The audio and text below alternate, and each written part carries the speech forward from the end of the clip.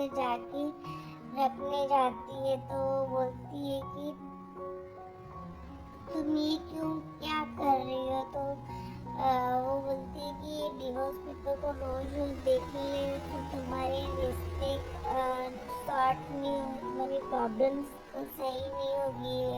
मेरा मुझे भी बुरा लगता है तुम्हारी सिचुएशन के लिए, तुम इस तरीके से क्यों हो।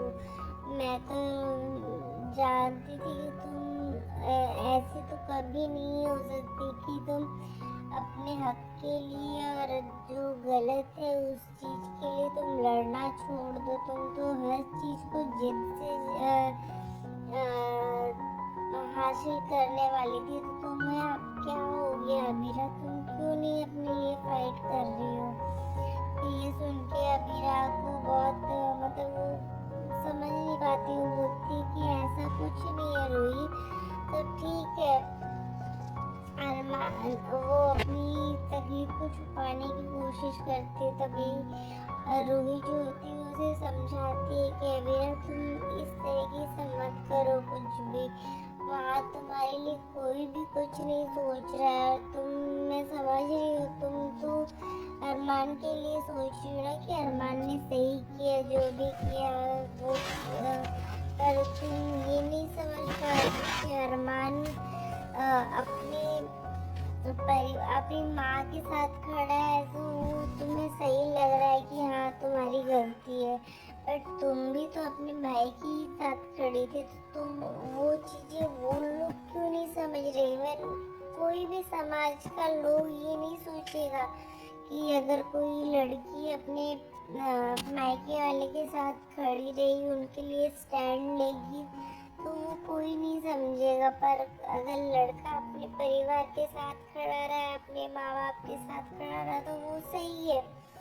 तो रूही उसे समझाने की कोशिश कर रही थी, पर यहाँ पे अरबिया जो होती है वो बोलती है कि हाँ बट अभी अरमान गुस्से में है ना, तो उस कल कभी ना कभी तो उसका गुस्सा शांत होगा, तो फिर वो मुझे समझेगा और मुझे अपनाएगा।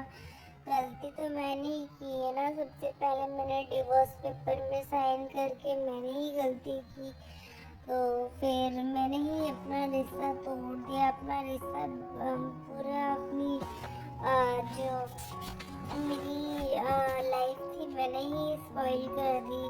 उसे समझाती है, बोलती है, पर रूही उसे समझाने की कोशिश करती है अबीरा उस घर में कोई तुम्हारे बारे में कुछ नहीं सोच रहा है, तुम्हें तुम्हारी गलतियों को कोई नहीं तुम्हारी जो भी तुम्हारे एफर्ट्स हैं वो कोई नहीं समझ रहा है। हालांकि अरमान को ये बात पता है कि तुमने ही माँ को निकाला है, पर वो इस चीज को के लिए भी कोई ये नहीं कर रहा है कि हाँ कि तुम इस चीज से खुश रहो और तुम्हारे लिए उस चीज के लिए वो अप्रिशिएट करे।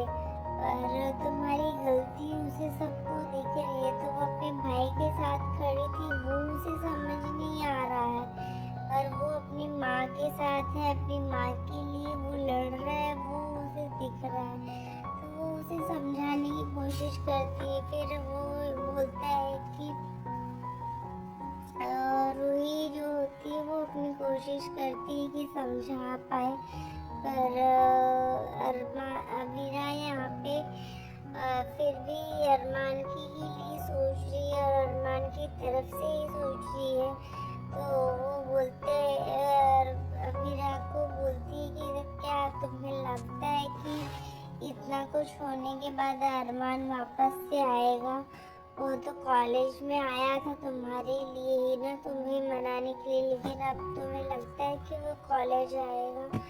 तो फिर वो बोलती है कि हाँ मुझे कॉलेज तो जाना ही पड़ेगा। कॉलेज जाने के लिए वो जैसे ही निकलती है तो कॉलेज में ही वो ये अपने बारे में ही सोचती रहती है, मतलब कि माँ कैसी होगी, माँ ठीक तो होगी ना, ये सब सोचती रहती है। तभी जो कॉलेज के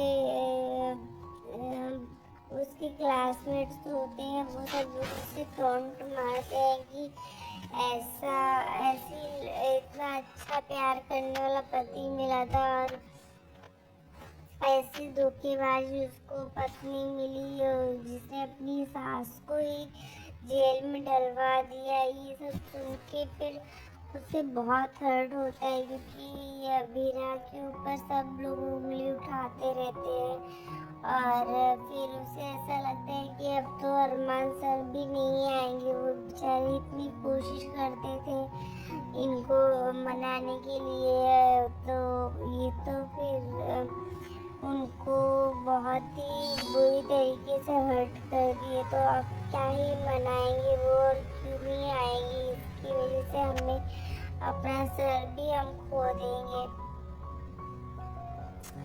तो ये सुन के फिर बीरा को बहुत हर्ट होता है और बीरा क्लास में बैठी रहती है तो सब लोग उसे गलत ही बोलते रहते हैं। तभी दूसरी तरफ हम देखते हैं कि पोद्दार हाउस में सब लोग डाइनिंग टेबल पे बैठे रहते हैं नाश्ता करने के लिए। तभी वहाँ पे दादी सा जो होती है वो बोलती है कि